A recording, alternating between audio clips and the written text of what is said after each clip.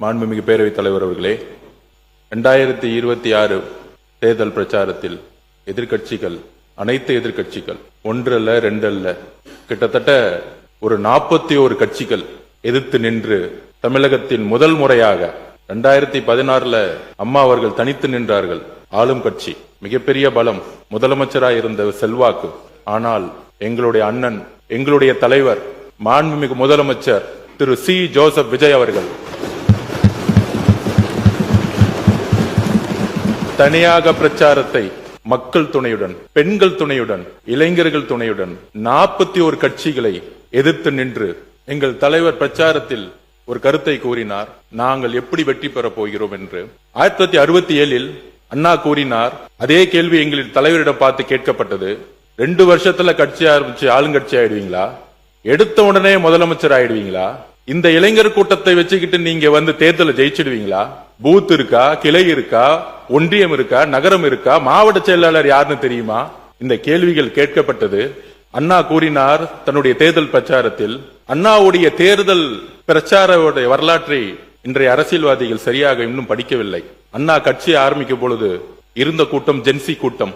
அன்னைக்கு திரு கலைஞர் கருணாநிதி அவர்களுக்கே வயது 26 தான். அப்படி 26 இருந்து 40 வயசை ஒரு இளைஞர் கூட்டத்தை எங்களுடைய தலைவர் உருவாக்கி அதை அண்டர் எஸ்டிமேட் பண்ணும் பொழுது இதே அண்ணா கூறினார், முடியுமா? காலம் சரியுமா? போதுமான பலம் இருக்கிறதா? நாளை வரை பொறுத்திருக்க கூடாதா என்ற பேச்சுகள் இளைஞருக்கு இருக்காது.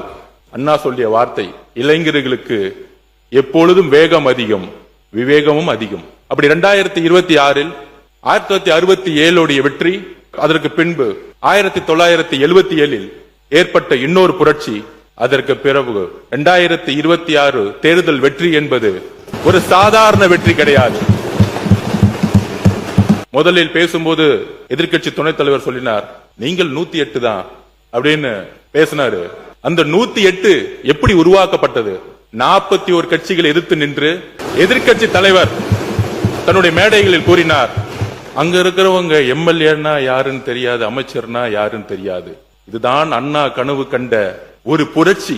ஏழைகள், எளிமையானவர்கள், சாதி பலமற்றவர்கள், மத பலமற்றவர்கள், இங்க இருக்கக்கூடிய நபர்கள் பண்ணையாரின் பிள்ளைகள் அல்ல, மன்னராட்சியின் பிள்ளைகள் அல்ல. எங்கள் பெயர் உங்களுக்கு தெரியாமல் இருக்கலாம், எங்களுடைய சாதி உங்களுக்கு தெரியாமல் இருக்கலாம், எங்களுடைய மதம் உங்களுக்கு தெரியாமல் இருக்கலாம். ஆனால் பெண்களுக்கும், இளைஞர்களுக்கும், ஏழைகளுக்கும் எங்களுடைய பெயர் தெரியும். அதனால்தான் நாங்கள் 108. அதனால்தான் 10 நாளில் நீங்கள் உருவாக்கிய 10 வருஷ கூட்டணி 10 நாளில் எங்களுடைய தலைவரை நோக்கி ஒரு ஜனநாயகத்தை உருவாக்கியது, இந்த ஆட்சியை உருவாக்கியது. மக்கள் ஏற்படுத்த தீர்ப்புக்கு தலைவணங்கி இடதுசாரி சிந்தனைகளை கொண்ட அனைத்து தோழர்களும், காங்கிரஸ், கம்யூனிஸ்ட், விசிகே, ஐஎம்எல் அனைத்து தோழர்களும் மக்கள் ஏற்படுத்திய வெற்றிக்கு தலைவணங்கி எங்களோடு கொள்கை அளவில் இந்த ஆட்சியில் பங்கு பெற்று முதல் முறையாக நாங்கள் உறுதி கூறுகிறோம், புரட்சியாளர் அம்பேத்கருடைய கனவு இந்த அவையில் முதல் முறையாக நிறைவேற்றப்பட்டது. 8 தலித் சகோதரர்கள் இன்று அமைச்சரவையில் இருக்கிறார்கள். பெரியார் கண்ட சமூக நீதி இங்கு நிறைவேற்றப்பட்டிருக்கிறது. அண்ணா கண்ட இளைஞர் கூட்டம் இங்கு உருவாக்கப்பட்டிருக்கிறது. இதுதான் தேர்தல் வெற்றி. இது தேர்தல் வெற்றிக்கான ஒரு வெற்றி மட்டுமல்ல, இது வரலாற்றை திருப்பி போட்ட வெற்றி. சாதியும் மதமும் எம்எல்ஏ ஆகணும், மினிஸ்டர் ஆகணும்னா அதுக்கு ஒரு பின்புலம் இருக்கணும்னு ஒரு சாமானியன் நினைச்சு பார்க்க முடியாத ஒரு சட்டமன்றத்தில் அண்ணாவுக்கு அப்புறம், எம்ஜிஆருக்கு அப்புறம் இன்று ஏழைகளும், எளிமையானவர்களும், இளைஞர்களும், பெண்களும் இந்த சட்டமன்றத்தில் இங்கு அமர்த்தப்பட்டிருக்கிறார்களே, பெண்கள் துணையுடன், இளைஞர் துணை, எங்களுடைய தலைவருடைய நம்பிக்கையும் அன்பும் பெண்கள் உருவாக்கிய வெற்றி தான் இந்த வெற்றி. இது 108 அல்ல, 6 கோடி மக்களுடைய கனவு. ஒரு ஏழையும் ஒரு சாமானியனும் சட்டமன்ற உறுப்பினராக வேண்டிய ஒரு கனவு இது. இந்த கனவு இங்கு வரலாறாக மாறி இருக்கிறது.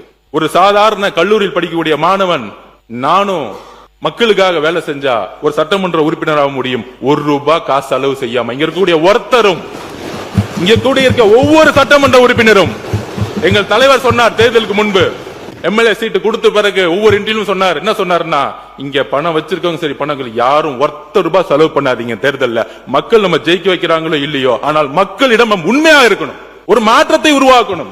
காய்கறியை வாங்குவதை போல ஒவ்வொரு ஓட்டையும் விலை கொடுத்து வாங்கக்கூடிய கலாச்சாரத்தை ஒழித்தது எங்களோட தலைவர். இதை உறுதியாக சொல்லுகிறோம், நெஞ்ச நிமிர்த்தி நேர்மையாக சொல்லுகிறோம். ஏன்னா இந்த வரலாற்று ரீதியான வெற்றிக்கு பிறகு இந்த 100 நாளுடைய வெற்றி முதலில் சமூக நீதி கணக்கெடுப்பு, சாதிவாரி கணக்கெடுப்பு. எத்தனையோ கட்சிகள் சமூக நீதி பத்தி பேசினாலும் எங்களுடைய தலைவர் தமிழக மக்களுடைய கனவை நிறைவேற்ற சமூக நீதி கணக்கெடுப்பை அறிவிப்பை வெளியிட்டிருக்கிறார். இது ஒரு வரலாறு. சிறுபான்மையின சமூக நலத்திட்டங்களை அவர்களே செயல்படுத்த அமைச்சரவையில் ஐயுமலுடைய கனவு, 60 வருஷ கனவு, அதை நிறைவேற்றியது எங்களுடைய தலைவர். விளையாட்டுத்துறையுடைய மானிய கோரிக்கையான பதில், அனைத்து கட்சியினரும் சட்டமன்ற உறுப்பினர்களும் பல்வேறு கேள்விகளை எழுப்பினார்கள். அவையுடைய நேரத்தை கருதி இன்றைக்கே அதற்கான பதில் வந்துவிட்டது. ஒவ்வொருத்தருக்கும் கேள்விக்கான பதிலை அவர்களிடமே நாளைக்கு ஒப்படைப்போம். மானிய கோரிக்கை ஸ்போர்ட்ஸ் டிபார்ட்மெண்ட் பத்தி சில விளக்கங்களை நான் சொல்ல விரும்புறேன். விளையாட்டு தான் என்னுடைய மதம், என்னுடைய மொழி, என்னுடைய சாதி, என்னுடைய குடும்பம். SDAT sports development authority of Tamil Nadu புரட்சி தலைவி அம்மா அவர்களுடைய ஸ்கீம்ல திருச்சியிலிருந்து தேர்ந்தெடுக்கப்பட்ட 3 மாணவன்ல விளையாட்டு வீரன் நான். நேரு ஸ்டேடியத்துல ரூம் நம்பர் 50-51ல படித்து இந்த மாநிலத்துக்காக விளையாடிய ஒரு national player, basketball player. இங்க 3 பாஸ்கெட்பால் பிளேயர் இருக்காங்க. ஒன்னு என்னுடைய நண்பர் நிதியமைச்சர் மரிய வில்சன் அவர்கள், இன்னொருத்தர் யாருன்னா திமுக இருக்கக்கூடிய நேஷனல் பிளேயரா இருந்த பெரியசாமி அண்ணன். அது நிறைய பேருக்கு தெரியாது, அவர் இல்ல இந்த அவையில. நீங்க ஒரு ஸ்போர்ட்ஸ்மேன், சபாநாயகர் ஒரு ஸ்போர்ட்ஸ்மேன், செஸ் பிளேயர். இங்க இருக்கக்கூடிய பல்வேறு சட்டமன்ற உறுப்பினர்கள் விளையாட்டு உலகத்தில் இருந்து வந்தவர்கள். முதலில் ஒரு விளையாட்டு துறையிலிருந்து, அதுவும் SDAT மாணவனா இருந்து அதே நேரு ஸ்டேடியத்துல ஒரு விளையாட்டு அமைச்சரா இன்னைக்கு வந்து அமர்ந்த அதற்கு உதவிய என்னுடைய முதலமைச்சர் அவர்களுக்கு நன்றியை தெரிவித்து, இந்த 100 வருஷத்துல நம்ம பொருளாதாரத்திலையும் கல்வியிலையும் முன்னேறி இருக்கிறோம். ஆனால் இன்றைக்கு இருக்கக்கூடிய நிலைமை, இந்த 100 வருஷத்துல இதுவரைக்கும் நம்ம ஒலிம்பிக் மெடல் எடுத்ததே கிடையாது. ஏன்னா அதுக்கான திட்டங்கள் இன்டர்நேஷனல் ஸ்டாண்டர்ட் லெவல்ல நம்ம இருந்தது கிடையாது. பல்வேறு முயற்சிகளை செஞ்சிருக்கோம். குறிப்பாக 1994 அம்மா அவர்கள் இன்டர்நேஷனல் ஸ்டாண்டர்ட் லெவல்ல அன்னைக்கு சாஃபா டோர்னமெண்ட் நடத்தினாங்க. அதை பேஸ் பண்ணி நேரு ஸ்டேடியமா இருக்கட்டும், வேளச்சேரியில ஸ்விம்மிங் கிரவுண்டா இருக்கட்டும், இன்டர்நேஷனல் ஸ்டாண்டர்ட்ல அப்பதான் கட்டினாங்க. அதுக்கப்புறம் இன்டர்நேஷனல் ஸ்டாண்டர்ட் லெவல்ல நம்ம இன்ஃப்ராஸ்ட்ரக்சர் உருவாக்கல ஸ்போர்ட்ஸ்ல. அப்ப நம்மளுடைய ஸ்போர்ட்ஸ் ஹாஸ்டல் இன்னும் ஒலிம்பிக்கான விளையாட்டு வீரர்களை உருவாக்குவதற்கான ஒரு பொருளாதார திட்டங்களை உருவாக்குனதில்ல. ஏன்னா ஸ்போர்ட்ஸ்ங்கிறது ஒரு ரொம்ப ரொம்ப காஸ்ட்லியான சப்ஜெக்ட். ஒரு ஷூ வாங்கினாலே கிட்டத்தட்ட 15,000 ரூபாய் ஆகும். ஒரு Dress வாங்கணும்னா கிட்டத்தட்ட 15,000 ரூபாய் ஆகும். அப்ப விவசாயிகளா இருக்கக்கூடிய, மீனவர்களா இருக்கக்கூடிய எத்தனையோ ஏழை மக்கள் ஸ்போர்ட்ஸ் சூஸ் பண்ணும் பொழுது அவர்களுக்கான பொருளாதார பலம் இன்டர்நேஷனல் ஸ்டாண்டர்ட் லெவல்ல அவங்களால கொண்டு போக முடியாது. ஒரு அரசு வேலை கிடைச்சா போதும் அப்படின்னு, அப்படி ஒரு ஷூ கூட வாங்க முடியாத ஒரு விளையாட்டு விடுதியில் பள்ளியில் படித்த மாணவன் நான். என்னுடைய கோச் தான் எனக்கு முதல் ஷூ வாங்கி கொடுத்தார். அந்த கோச்சுக்கு நான் நன்றி சொல்றேன். பொலிட்டிக்கல் சயின்ஸ் என்னுடைய கனவு படிக்கணும்னு, அப்ப நேரு ஸ்டேடியத்துல எனக்கான அகாமடேஷன் கிடைச்ச பிறகு என்னுடைய கோச் அன்னைக்கு இருந்த மெம்பர் செக்ரட்டரி திரு டேவிதார் IAS நான் இன்னைக்கு நினைவு கொள்றேன். ரொம்ப நேர்மையான அதிகாரி. ஒரு திட்டம் நேர்மையான அதிகாரியும் ஒரு அமைச்சரும் இருந்தால் எப்படி செயல்பட முடியும்னா அதுக்கு ஒரு சிறந்த உதாரணம் நான். அரசு திட்டத்தின் வழியில் படித்த மாணவன் நான். அப்படி நேரு ஸ்டேடியத்தில் இருக்கும் பொழுது மெட்ராஸ் கிறிஸ்டியன் காலேஜில் பொலிட்டிக்கல் சயின்ஸ் எனக்கு ஸ்காலர்ஷிப் கிடைச்சிச்சு. அங்குதான் என்னுடைய அரசியலுக்கான அறிவை வளர்த்த இடம். அங்க இருந்த ப்ரொஃபசர் அலெக்சாண்டர் மந்திரமொழி அவர்களுக்கு நான் நன்றி சொல்றேன். என்னை உருவாக்கியது என்னுடைய ப்ரொஃபசர்ஸ். அப்ப நமக்கான விஷன் என்ன அப்படின்னா 8 to 18 அப்படிங்கிற ஒரு திட்டத்தை கொண்டு வர போறோம். அதாவது 8 வயசுலயே கிட்டத்தட்ட தமிழ்நாடு முழுசும் ஆயிரக்கணக்கான ஸ்கூல்ஸ் இருக்கு, பிரைவேட் ஸ்கூல்ஸ் இருக்கு. 1 கோடிக்கு மேற்பட்ட மாணவர்கள் படிச்சிட்டு இருக்காங்க, மாணவிகள் படிச்சிட்டு இருக்காங்க. அதுல என்ன ஒரு விஷயம்னா 6000 பிசிக்கல் டீச்சர்ஸ் இருக்காங்க பிரைவேட் அண்ட் பப்ளிக் ஸ்கூல்ல. ஒரு மேக்ஸ் டீச்சர், ஒரு சயின்ஸ் டீச்சர், இவங்களுக்கெல்லாம் ஒரு டார்கெட் வைப்பாங்க, ரொம்ப ஸ்ட்ரிக்டா இருப்பாங்க. ஆனா என்னோட எக்ஸ்பீரியன்ஸ்லயே ஒரு பிசிக்கல் டீச்சருக்கு ஒரு குறிக்கோள் வச்சது கிடையாது. சைக்கிள் ஸ்டாண்ட் எடுத்துக்க வைக்கிறதுக்கும், டிசிப்ளின் பாக்குறதுக்கும், ஹேர் கட்டிங் பண்றதுக்கு தான் இருந்திருக்கு. ஆனால் ஒரு பிசிக்கல் டீச்சர் நினைச்சா ஒரு ஒலிம்பிக் பிளேயரை உருவாக்க முடியும். அதுக்கான சிலபஸ் உருவாக்கணும். அதுக்கான சிலபஸ் உருவாக்கணும் தான் மாண்புமிகு முதலமைச்சர் கிட்ட நாங்க கோரிக்கை வச்சு எஜுகேஷன் மினிஸ்டரோட மீட் பண்ணோம். அதுக்கு தான் டேலண்ட் ரிசர்ச் விங் TRW ஒன்னு உருவாக்குறோம். அந்த TRW இந்த 1 கோடி ஸ்டூடெண்ட்ஸ்ல பெஸ்ட் ஸ்டூடெண்ட்ஸ் எடுத்து வந்து தமிழ்நாட்டில் இன்னைக்கு ஹாஸ்டல் ஸ்போர்ட்ஸ் ஹாஸ்டல் பாத்தீங்கன்னா 15, 16, 22 ஹாஸ்டல் தான் இருக்கும். 38 மாவட்டங்களிலும் ஸ்போர்ட்ஸ் ஹாஸ்டல் உருவாக்கப்பட வேண்டும் இந்த வருஷத்திலேயே. ஆண்கள் மட்டுமல்ல, ஆண்களும் பெண்களும் சேர்ந்து சமத்துவமாக 38 ஸ்போர்ட்ஸ் ஹாஸ்டலும் உருவாக்க வேண்டும். இது மாண்புமிகு முதலமைச்சர் அவர்களும் எஜுகேஷன் மினிஸ்டரும் முழு ஒத்துழைப்பும் ஆல்ரெடி கொடுத்துட்டாங்க. அப்ப இந்த ஸ்போர்ட்ஸ் ஹாஸ்டல் உருவாக்கின பிறகு ஸ்போர்ட்ஸ் ஹாஸ்டலுடைய பணி 8 வயசுல இருந்து அந்த குழந்தையை உருவாக்கணும். நம்மளோட எஜுகேஷன் சிஸ்டம், நான் ஸ்போர்ட்ஸ் ஹாஸ்டல் வளர்ந்த மாணவனால சொல்றேன், காலையில 5:30 மணிலிருந்து 8:30 மணி வரைக்கும் நாங்க கிரவுண்ட்ல இருக்கணும். கடுமையான பயிற்சி இருக்கும். அந்த கடுமையான பயிற்சி முடிஞ்ச பிறகு 9:30 மணிக்கே ஸ்கூல் போகணும். 9:30 மணிக்கே ஸ்கூல் போனோடனே தூக்கம் மட்டும்தான் வரும். அப்ப ஸ்பெஷல் எஜுகேஷன் கோர்ஸ் ஸ்போர்ட்ஸ்மேன்ஸ்க்காக உருவாக்கப்படணும். இது மற்ற மாநிலங்கள் இருக்கு. அமெரிக்காலயோ சிங்கப்பூர்லயோ பாத்தீங்கன்னா ஸ்பெஷல் எஜுகேஷன் சிஸ்டம் இருக்கும். அப்ப ஒரு நல்லா படிக்கிற மாணவன் போய் 3 மணி நேரம் ஓட வச்சு திருப்பி ஸ்கூல்ல உட்கார வச்சீங்கன்னா ஆட்டோமேட்டிக்கா அவங்க மயக்கம் தான் வரும். அப்ப நம்மளுடைய ஸ்பெஷல் எஜுகேஷன் சிஸ்டத்தை கொண்டு வரணும்னு மாண்புமிகு எஜுகேஷன் மினிஸ்டர் கிட்ட நாங்க சொல்லியிருக்கோம். ஹையர் எஜுகேஷன் மினிஸ்டர் சொல்லியிருக்கோம். அப்ப அந்த ஸ்கூல்ல இருந்து போன பிறகு அடுத்த காலேஜ் போகும்போது இங்க ஒலிம்பிக் அகாடமிஸ் வந்து இன்டர்நேஷனல் ஸ்டாண்டர்ட் லெவல்ல கிடையாது. நம்ம திட்டங்கள் கொடுத்திருக்கோம், பணம் கொடுத்திருக்கோம், செலவு பண்ணிருக்கோம். ஆனால் 36 கேம் ஒலிம்பிக்ஸ்ல 36ல இருந்து கிட்டத்தட்ட அதிகமான கேம்ஸ் இருக்கும். நம்ம 36ல இருந்து 40 கேம் தமிழ்நாட்டில் வந்து போக்கஸ் பண்ணிட்டு இருக்கோம். ஆனா 36ல இருந்து 40 கேம் போக்கஸ் பண்ணக்கூடிய ஒரு ஒலிம்பிக் சென்டர்ஸ் கிடையாது. குஜராத் போனேன், டெல்லி போனேன், அங்க பாத்தீங்கன்னா 36ல இருந்து 40 கேம் ஒரே இடத்துல ஹாஸ்டல், ஒரே இடத்துல ஏசி அகாமடேஷனோட ஒரு ஹாஸ்டல் இருக்கும். மாண்புமிகு மையநாதன் சார் சொன்னார், ஸ்போர்ட்ஸ் மினிஸ்டர் இருக்கும் போதே நான் நிறைய கோரிக்கைகள் கொடுத்திருக்கேன். நான் ரூம் நம்பர் 50, 51க்கு நான் போன வாரம் போனேன். என்னுடைய ரூம், நான் தங்கி இருந்த ரூம், அதே ஃபேன், அதே இரும்பு கட்டல், அதே டாய்லெட். இதுதான் இன்றைய யதார்த்தம். அதே ஸ்போர்ட்ஸ் ஹாஸ்டல் நான் போயிட்டு வந்தேன், அதே ரூம் தான். இது யாரு மீது தவறு கிடையாது. என்ன செய்யணும் நம்ம அடுத்து சொல்ல வரும். அப்ப நம்ம ஸ்போர்ட்ஸ் ஹாஸ்டலை அடுத்த உலக தரத்துக்கு உயர்த்தணும். குஜராத்தோ டெல்லி போகும்பொழுது ஒரு 4 ஸ்டார் கேட்டகரியில இருக்கும் அந்த ரூம்.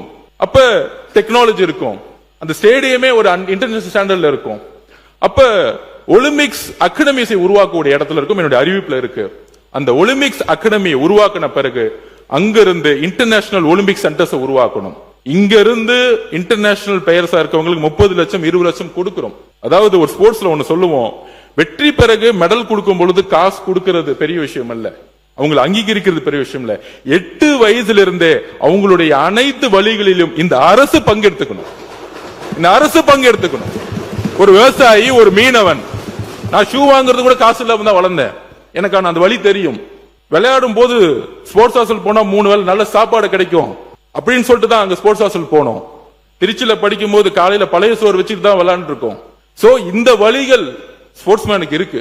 இன்னும் ஒலிம்பிக் பிளேயர் போகும்போது ஷூ வாங்க கூட காசு இல்லைன்னு சொல்லக்கூடிய அவல நிலை தான் இன்னைக்கும் இருக்கு.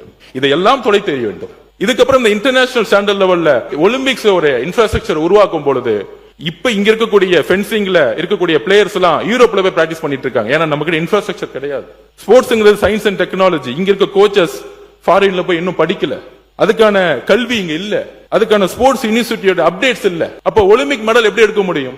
சோ ஒடிசால நம்மளுடைய முதலில் இருந்த பாண்டியன் அவர்கள் ஸ்போர்ட்ஸுக்கு தனி கொள்கையை உருவாக்கினார். இன்டர்நேஷனல் லெவல்ல ஸ்டேடியத்தை உருவாக்குனாங்க. எந்த விதமான வித்தின் 3 வருஷத்துல உருவாக்குனாங்க. அதனாலதான் ஹாக்கி பாத்தீங்கன்னா இன்டர்நேஷனல் லெவல்ல நம்பர் 1 வந்துச்சு. ஹாக்கி வெற்றிக்கு முக்கியமான காரணம் ஒடிசா கவர்மெண்ட். ஒடிசா தான் 6 வருஷம் இன்வெஸ்ட் பண்ணாங்க. அந்த ஹாக்கி டீமுக்கு 200 கோடி ரூபாய் 300 கோடி ரூபாய் இன்வெஸ்ட் பண்ணாங்க. அப்படி இன்வெஸ்ட் பண்ணும் பொழுது மலைவாழ் மக்கள் இருந்து வந்த பெண்களும் சரி ஆண்களும் சரி மிகப்பெரிய வெற்றி இந்தியாவுக்கு உருவாக்கி கொடுத்தாங்க. இங்கேயும் இருக்காங்க. கள்ளக்குறிச்சியில், திருவண்ணாமலையில், விழுப்புரத்துல, நாகப்பட்டினம், திருநெல்வேலி, தஞ்சாவூர், ஒவ்வொரு மாவட்டத்திலையும் விளையாட்டு வீரர்கள் எல்லா விதத்திலையும் உடல்லையும் சரி மன அளவிலும் சரி வலிமையானவங்களா இருக்காங்க. ஒரு ஸ்விம்மிங் அகாடமிய நாகப்பட்டினத்திலையும் தூத்துக்குடியிலும் உருவாக்கினா நம்மளால் நம்பர் 1 ஒலிம்பிக்ல மெடல் எடுக்க முடியும். ஒரு மீனவருடைய மாணவனும் மாணவியும் 3 வயசுல அவங்க அப்பா தூக்கி கடல் தூக்கி போட்டுருவாங்க. ஆனா நமக்கான ஸ்விம்மிங் அகாடமி தூத்துக்குடியில இல்ல, நாகப்பட்டினத்திலும் இல்ல, வேற ஊர்ல இருக்கு. அப்ப எங்க இயற்கையாக ஒரு விளையாட்டு வீரன் வீராங்கனை உருவாக்க முடியும்னா இயற்கையாவே ஒவ்வொரு இடத்தை உருவாக்கி இருக்காங்க. அப்படி இருக்கும் பொழுது நமக்கான திட்டங்கள் என்னுடைய அறிவிப்புல இருக்கும். மாண்புமிகு முதலமைச்சர் வழிகாட்டுதல்ல உறுதியாக இன்னையிலிருந்து 10 வருஷம் எல்லா சட்டமன்ற உறுப்பினர்களும் சேர்ந்து ஒலிம்பிக்ஸ்க்கான கடமை உருவாக்கணும். முக்கியமா ஸ்கூல் எஜுகேஷன். நம்ம மாண்புமிகு கல்வி கலைஞர் சொல்லுவேன், டோட்டல் எக்ஸாம் வைக்கிறீங்க, ஆஃபல் எக்ஸாம் வைக்கிறீங்க, ரிவிஷன் டெஸ்ட் வைக்கிறீங்க. இன்னைக்கு மிகப்பெரிய பிரச்சனை ட்ரக்ஸ். எல்லாரும் சொல்றாங்க அந்த ட்ரக்ஸ் பிரச்சனால தான் பாலியல் பலாத்காரம் உருவாகுது. மனிதன் தன்னிலை இழக்கிறாங்க. லிக்கர் கல்ச்சர் அதனால அதிகமாகுது. ஏன்னா நம்மளுடைய கல்வி அமைப்பு கிட்டத்தட்ட நம்ம இந்நேரம் இங்க உட்கார்ந்து இருக்கோம், காலையில 9 மணில இருந்து 5 மணி வரைக்கும் நம்மளால உட்கார முடியல. இதே மாதிரிதான் நம்மளுடைய குழந்தைகள் காலையில 9:30 மணில இருந்து 4 மணி 5 மணி உட்கார்ந்துட்டே இருக்காங்க ஒரு ரூம்ல. நமக்கு இங்க ஒரு நாள் உட்காரும்போது நமக்கான வழி இருக்கே, இதுதான் நம்ம குழந்தைங்களுக்கான ப்ராப்ளமும். அப்ப அவங்களுக்கு ஒரு நாளைக்கு 1 மணி நேரம் விளையாடக்கூடிய சுதந்திரத்தை கொடுக்கணும். அதுக்கான கல்வி அமைப்பை உருவாக்கணும். இதுதான் யூரோப் எஜுகேஷன்லயும் சிங்கப்பூர்லயும் அமெரிக்காலையும் கொடுத்திருக்காங்க. அதனாலதான் அங்க பாத்தீங்கன்னா ஒலிம்பிக்ல நம்பர் 1 வராங்க, யூரோப் நம்பர் 1 வராங்க ஃபுட்பால்ல. இதே பொருளாதாரம் இங்க இருக்கு. உசைன் போல்ட் 9.59 செகண்ட்ஸ் ஓடுனா 1000 கோடி சம்பாதிக்கிறார். அந்த வலிமை விளையாட்டு துறையில இருக்கு. ஆனா நமக்கான குறிக்கோள் இன்னும் வைக்கல. அப்ப எஜுகேஷன் டிபார்ட்மெண்ட்ல மாண்பு முதலமைச்சர் கிட்ட நாங்க ரிக்வெஸ்ட் வச்சிருக்கோம், எஜுகேஷன் மினிஸ்டர் சொல்றோம், 1 மணி நேரம் குறைஞ்சபட்சம் விளையாட்டு ஒவ்வொரு கிளாஸ்லயும் 10 நிமிஷம் கம்மி பண்ணிக்குவாங்க. தன்னுடைய ஒவ்வொரு ஸ்டூடெண்டும் தன்னுடைய உடலையும் தன்னுடைய மனதையும் தயார்படுத்துறதுக்கு குழந்தைகள் ஒரு டீம் கேம் இல்ல, அதனால போன்ல இருக்காங்க. நம்ம ஸ்கூல்ல கத்து கொடுக்கணும் ஒரு உடல் எப்படி பாத்துக்கணும், ஒரு பெண்ணுக்கு உடல் எப்படி பாத்துக்கணும், 10 பேர் கூட சேர்ந்து விளையாடு, ஓடு. ஆண் மட்டும்தான் உடல் வலு கிடையாது. பாருங்க எங்க கிரவுண்ட்ல ஒரு வெயிட் லிப்டர் பெண்ணை பாத்தீங்கன்னா பயந்துருவீங்க, அவ்வளவு ஸ்ட்ராங்கா இருப்பாங்க. உருவாக்க முடியும், நம்ம நினைச்சா உருவாக்க முடியும், ஒரு பெண்ணை உருவாக்க முடியும். தேனி மாவட்டத்திலிருந்து மித்த சவுத்துல பாத்தீங்கன்னா பெண்கள் இன்னும் வீட்டு விட்டு வெளியே வரல. ஷார்ட்ஸ் போட்டு வந்தா நீ எல்லாம் ஷார்ட்ஸ் போட்டு போறியா அப்படின்னு குழந்தைங்களை கேட்கக்கூடிய சமூகம் இன்னும் இருக்கு. அப்ப சட்டமன்ற உறுப்பினர்கள் எல்லோரும் சேர்ந்து மாதம் ஒரு முறை உங்களுடைய தொகுதியில் ஒரு விளையாட்டு போட்டிகளை தயவு செய்து உருவாக்குங்கள். நீங்கள் பங்கெடுத்துக்குங்கள். நீங்க கடுமையா அதுக்காக நம்ம நிப்போம், ஸ்போர்ட்ஸ்க்காக நம்ம நிப்போம். எல்லோரும் சேர்ந்து ஸ்போர்ட்ஸ் உருவாக்குவோம். கூடி சீக்கிரத்துல ஐஏஎஸ் ஐபிஎஸ் எம்எல்ஏக்கள் ஜட்ஜஸ் எல்லாரும் சேர்ந்து ஒரு விளையாட்டு போட்டிகள் முதலமைச்சர் நடத்த சொல்லியிருக்கார். எல்லோரும் சேர்ந்து விளையாடக்கூடிய ஒரு விளையாட்டு போட்டிகளை உருவாக்க சொல்லிக்கிறோம். நம்ம அரசியல் ரீதியா நம்ம சண்டை போடலாம், திமுக அதிமுக பிஜேபி கம்யூனிஸ்ட், ஆனால் விளையாட்டுன்னு வரும்போது எல்லோரும் ஒன்றிணைணும். இந்த மாநிலத்துக்காக ஒன்றிணைணும். அண்ணனுக்கு செஸ் கேம் இருக்கு, அண்ணனுக்கு செஸ் கேம். முன்னாள் முதலமைச்சர் புரட்சித் தலைவர் எம்ஜிஆர் காலத்தில் எம்எல்ஏகளுக்கு இடையான அனைத்து விளையாட்டு போட்டியும் அவர் நடத்தியிருக்கிறார். 3 நாட்கள் தொடர்ந்து நடக்கும், திருப்பி நம்ம எல்லா விளையாட்டுக்கும் நடத்துவார். அப்படிப்பட்ட மாண்பு முதலமைச்சர் கவனத்துக்கு கொண்டு வந்து அந்த போட்டியை கூட உங்களுடைய ஆலோசனை ஏற்று நடத்தலாம். அண்ணனுக்காக செஸ் ப்ரோக்ராம் இருக்கு. சோ இப்படி ஒரு அரசியல் அப்பாற்பட்டு விளையாட்டுத்துறை எல்லோரும் அரசியலுக்கு அப்பாற்பட்டு உருவாக்க வேண்டும். தமிழ்நாட்டிலிருந்து ஒரு ஒலிம்பிக் மெடலை உருவாக்க வேண்டும். அறிவிப்புகளை உங்கள் அனுமதியுடன் தலைப்பு மட்டும் 2036 ஒலிம்பிக் போட்டிகளை இலக்காக கொண்டு 8 முதல் 18 வயதுக்குட்பட்ட விளையாட்டில் திறமையான இளம் மாணவ மாணவரை அடையாளம் கண்டு எதிர்கால ஒலிம்பிக் சாம்பியன்களாக உருவாக்க எஸ்டிடி திறன் கண்டறிதல் பிரிவு STD talent research wing TRW ரூபாய் 5 கோடி மதிப்பீட்டில் ஏற்படுத்தப்படும். நம்பர் 2, தமிழ்நாட்டில் தற்போது 27 மாவட்டங்களில் மாணவர்களுக்கான 25 விளையாட்டு விடுதிகளும் மாணவியருக்கான 19 விளையாட்டு விடுதிகளும் என மொத்தம் 44 விளையாட்டு விடுதிகள் உள்ளன. அனைத்து மாவட்டங்களிலும் மாணவ மாணவியர்களுக்கான புதிய விளையாட்டு விடுதிகள் ஏற்படுத்தப்படும். மேலும் அனைத்து விளையாட்டு விடுதிகளும் மாற்றுத்திறனாளி விளையாட்டு வீரர் வீராங்கனைகள் தங்கி பயிற்சி பெறுவதற்கு தேவையான சிறப்பு வசதிகள் ஏற்படுத்தப்படும். 38 டிஸ்ட்ரிக்டும் நம்ம விளையாட்டு விடுதிகளை ஓபன் செய்ய போறோம். 3, தமிழ்நாடு விளையாட்டு மேம்பாட்டு ஆணையத்தின் கட்டுப்பாட்டின் கீழ் இயங்கி வரும் அனைத்து விளையாட்டு விடுதிகளும் நவீனமயமாக்கப்பட்டு குளிர்சாதன வசதிகள் ரூபாய் 15 கோடி மதிப்பீட்டில் ஏற்படுத்தப்படும். இந்த 38 ஸ்போர்ட்ஸ் ஹாஸ்டல்லையும் குளிர்சாதன வசதி ஏசி அனைத்து விளையாட்டு வீரர்களுக்கும் ஏற்படுத்தி கொடுக்கப்படும். ஒலிம்பிக் மற்றும் சர்வதேச விளையாட்டு போட்டிகளில் பதக்கங்கள் வெல்லும் நோக்கில் 10 ஒலிம்பிக் சிறப்பு விளையாட்டு மையங்கள் ஒலிம்பிக் சென்டர் ஆஃப் எக்ஸலன்ஸ் அமைக்கப்படும். இன்டர்நேஷனல் ஸ்டாண்டர்ட் லெவலில் பாரா ஒலிம்பிக் மற்றும் பிற சர்வதேச பாரா போட்டிகளில் பதக்கம் வெல்லும் நோக்கில் சென்னையில் பாரா ஒலிம்பிக் சிறப்பு விளையாட்டு மையம் பாரா ஒலிம்பிக் சென்டர்ஸ் எக்ஸலன்ஸ் அமைக்கப்படும். பாரா ஒலிம்பிக்ஸ்க்காக சிறப்பு ஒலிம்பிக் சென்டர்ஸ் உருவாக்கப்படும் பதிவு பண்றோம். அப்புறம் பிளே ஃபார் ஆல் என்ற புதிய திட்டத்தின் கீழ் ஊராட்சி ஒன்றியங்கள் மற்றும் நகராட்சி உள்ளாட்சி அமைப்புகளுக்கு உட்பட்ட விளையாட்டு மைதானங்கள் விளையாட்டு வீரர்கள் மற்றும் பொதுமக்கள் பயன்பெறும் வகையில் மேம்படுத்தப்படும். இதன்படி முதற்கட்டமாக 500 விளையாட்டு மைதானங்கள் அடையாளம் காணப்பட்டு தமிழ்நாடு விளையாட்டு மேம்பாட்டு ஆணையத்துடன் இணைக்கப்பட்டு ரூபாய் 50 கோடி மதிப்பீட்டில் தரம் உயர்த்தப்படும். இது மாண்புமிகு முதலமைச்சர் அவருடைய கனவு திட்டம். எங்கெல்லாம் எந்த டிபார்ட்மெண்ட் இருந்தாலும் சரி, எங்கெல்லாம் வேக்கண்டா லேண்ட் இருக்கோ அங்க இமிடியேட்டா கிளீன் பண்ணி ஃபென்சிங் போட்டு லைட் போட்டுட்டு சட்டமன்ற உறுப்பினர்கிட்ட பொசிஷன் ஹேண்ட் போட்டு அனைத்து